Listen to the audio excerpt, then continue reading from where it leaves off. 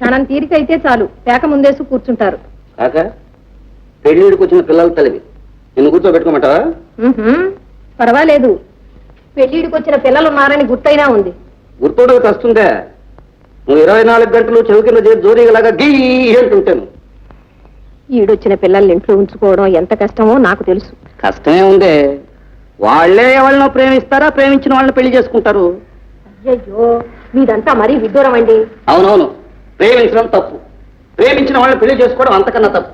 పెద్దవాళ్ళు వెళ్ళాలి, ఆ ప్రేమ ఫుల్ స్టాప్ పెట్టాలి, వాళ్ళు సెలెక్ట్ చేసుకున్న వాళ్ళని తన్ని తరివేయాలి, వీళ్ళు సెలెక్ట్ చేసుకున్నప్పుడు వాళ్ళు ముందు పెట్టాలి. చెప్పడానికే తందాకా వస్తే గాని తెలియదులేండి. ఓహో, ఇంతకు పెద్దమ్మాయికి ఎక్కడైనా సంబంధం చూశారా? చెప్తాం. ఎక్కడా చెప్పనా? చెప్పండి. మన విశ్వనాథం గారు లేరు, వాళ్ళ అబ్బాయి. అబ్బాయిని మీరు చూశారుగా? వాయస్ ఫస్ట్, కాకుంటే కాస్త స్క్రూ లూజ్. ఓహో, అందుకే మీకు నచ్చి ఉంటాడు. అవునవును. ఇదిగో, ఎన్ని లోపాలున్నా ఆస్తి ఉంటే చాలు, అన్ని కొట్టుకుపోతాయి. ఇంతకు వాళ్ళు ఏమన్నారు? వాళ్ళేమంటారు, చచ్చిపోయిన లక్ష్మీపతి గారు నా కాళ్ళు పట్టుకొని, ఒరే బాబు నా మనవడికి ఒక పెళ్ళాన్ని కనరా అన్నారు. అక్కడ సరే అన్నాను, ఇక్కడ కన్నాను. ఇప్పుడు వాళ్ళు కాదంటారా అంటే మనం ఊరుకుంటామా? మీ కోతలకి ఏమొచ్చులేండి. కోతలు కాదు, పిచ్చి, వాళ్ళని ఒప్పించా, పెళ్లి చూపులకు రప్పిస్తున్నా. సరేనా? నిజం. అమ్మాయి పార్వతి, పార్వతి బయలుదేరిందిరా దండోరా వేయటానికి. ఏం ఆడవాళ్ళు రా తండ్రి.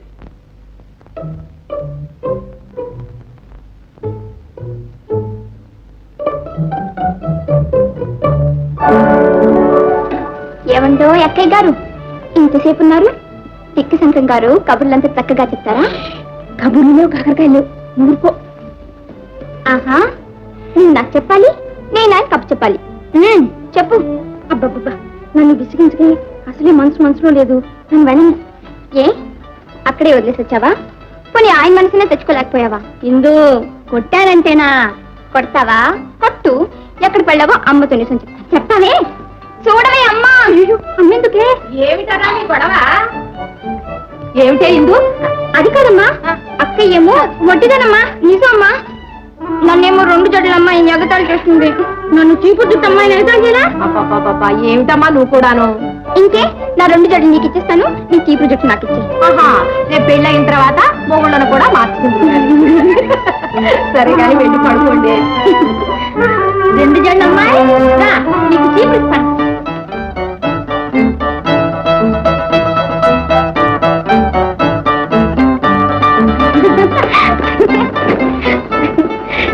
ఇందు, మనిద్దరం కలిసి ఇల్లంతా అల్లరి పెట్టేస్తున్నాం కదే.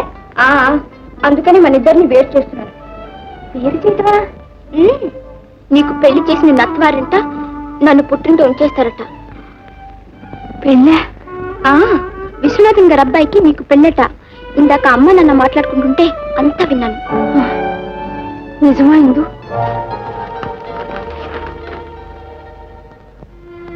పెళ్లి జీవితానికంతా ప్రధానమైంది. ఇప్పుడు తప్పటడుగు వేస్తే బ్రతికినంతకాలం బాధపడాలి. నిజమే,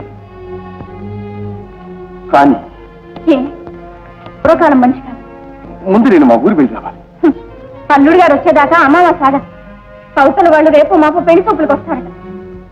ఏమైనా మా తాతగారితో చెప్పకుండా నేనే పని చేయలేదు. నాకున్నది ఆయన ఒక్కడి. ఆ ఒక్కడిని నేను నిర్లక్ష్యం చేయలేదు. ఆయనకు ఆ వయసు అయిపోయింది. ఈ వయసులో ఆయన మనసు కష్టపెట్ట నాకు ఇష్టం లేదు. ఆయనకు వయసు అయిపోయింది. ఉన్న వయసు అంతా మనకు ముందే ఉంది. ఆయన కోసం మన బ్రతుకు పాడు కావాలా? పార్వతి, పార్వతి, నాకు తల్లి చెప్పి చేస్తానంటున్నా అంతే. ఆ జ్ఞానం నాకు లేకపోయింది, క్షమించండి. పారు, పారు, నీవు నన్ను సరిగ్గా అర్థం చేసుకోలేదు. పారు, అర్థమైంది. సాధైన ఏది సాధ్యం కాదు. పారు, పారు,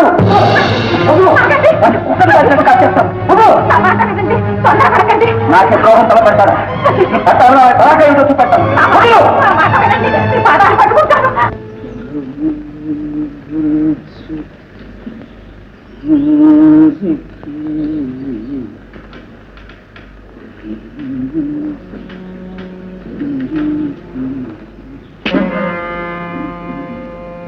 తాతయ్య. ఎవరు? నేను తాతయ్య. ఎవరు? శంకరా? అవును తాతయ్య. అరే భ్రష్టుడా, ఈ చుట్టేమిటి, ఈ వేషమేమిటి, ముఖాన్ని పొట్టేది, ఈ వెధ ముఖం చూపించడానికి పొద్దున్నే వచ్చావా? అదిగా తాతయ్య, బస్తీలో ఇలా ఉండకపోతే ఏం కుడుతున్నాయి? ఈ వెధ వేషం వేయకపోతే చదువు రానంటున్నాయి. రే, నిన్ను ఏమేమో అనుకున్నాను రా, డగులుబాజీ అయిపోయావు. అదిగా తాతయ్య, పట్టాభిరామయ్య గారే ఇలా పెట్టుకోమన్నారు. ఆ? తాటి చెట్టు ఎందుకు ఎక్కావరంటే దూడ మేత కట్టావా? నువ్వెట్లా ఉంటే ఆయనకేమరా? నువ్వేమైనా ఆయన కూతుర్ని పెండ్లాడబోతున్నావే? అదే తాతయ్య. ఏమిటి? ఏమీ లేదు తాతయ్య, వారమ్మాయి నేను. ఏమన్నావురా?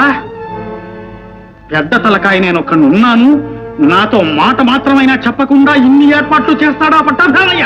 లేదు తాత, వారికి ఈ విషయం తెలియదు. ఓరే అయోగ్యుడా, అన్నం పెట్టిన చోటే కన్యాభరణం తలపెట్టావురా? బుద్ధిగా చదువుకోమని పంపిస్తే ఈ వెధవ బుద్ధులు నేర్చుకొచ్చావా?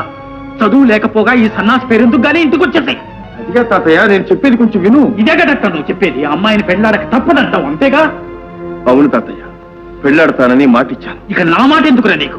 పోరా తాతయ్య. పో, తాతయ్య. పోరా తాతయ్య, బయట వెళ్ళి తర్వాత మాట్లాడు. సరే తాతయ్య, నా కర్మ ఎలా ఉంటాడో తెలుసు. రే శంకర,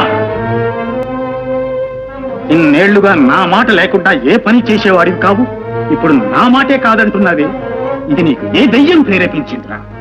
దయ్యం కాదు తాతయ్య, అనక వెనక కనక మనస్సు నిగ్రహించుకోగలిగితే ఆత్మశక్తి వృద్ధి అవుతుందని నువ్వే చెప్పావు. అలా ఆత్మశక్తి కలవాళ్ళు ఏ పని చేసినా సరే అది దైవ ప్రేరణేనని కూడా చెప్పావు. ఈ విషయం నేను బాగా ఆలోచించాను. నా అంతరాత్మ పార్వతిని పెళ్లి చేసుకోమంటుంది. అది దైవ ప్రేరణే అనుకుంటున్నాను. కాదురా, ఇది దేవి ప్రేరణ. ఆవిడ ఎవ్వతో నీకు మచ్చు జల్లి మాయ చేసి మాట తీసుకుంది. తాతయ్య, నీకు తాతయ్య లేడు, నాకు మనవుడు లేడు, పోరా పో. ఆఖరిసారిగా చెప్తున్నాను, నీ మాట నా మాట ఏదో ఒకటే నెగ్గాలి, బాగా ఆలోచించు. సరే తాతయ్య.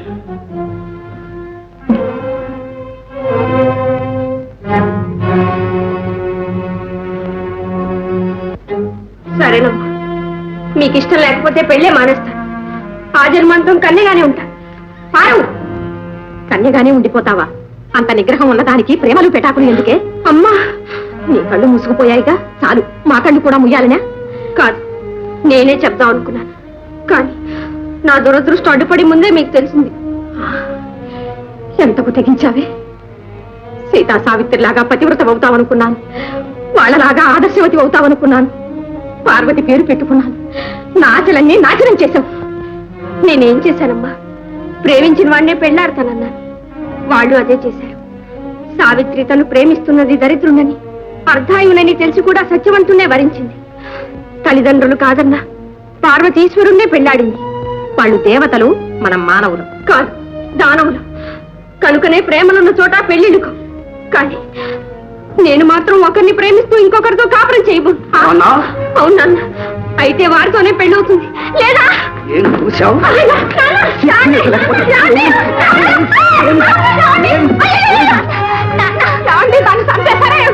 మళ్ళీ వాడి మాట ఎత్తావంటే ముక్కల కింద నరికేస్తాను. పార్వతి, ఈ కొంపిన అల్లరి పాలు కావాల్సిందేనా? కన్న తల్లిని చెప్తున్నాను, నా మాట వినమ్మా. ఇక అతన్ని మర్చిపో.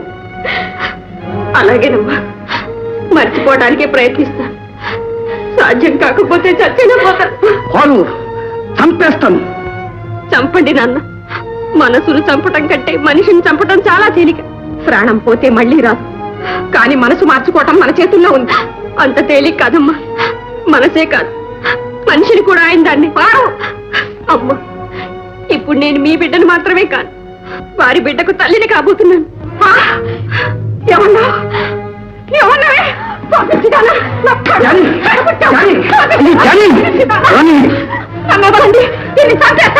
పుట్టినప్పుడే పచ్చి దొరుకుంటాను. అయిపోయింది. కమ్ముతున్నప్పుడు ఇంకా ఒక క్షణం కూడా ఉండటానికి వీల్లేదు. అవును, ఆ కుక్కగా వేద్దాం. నేను చెబుతాను. అక్కయ్య,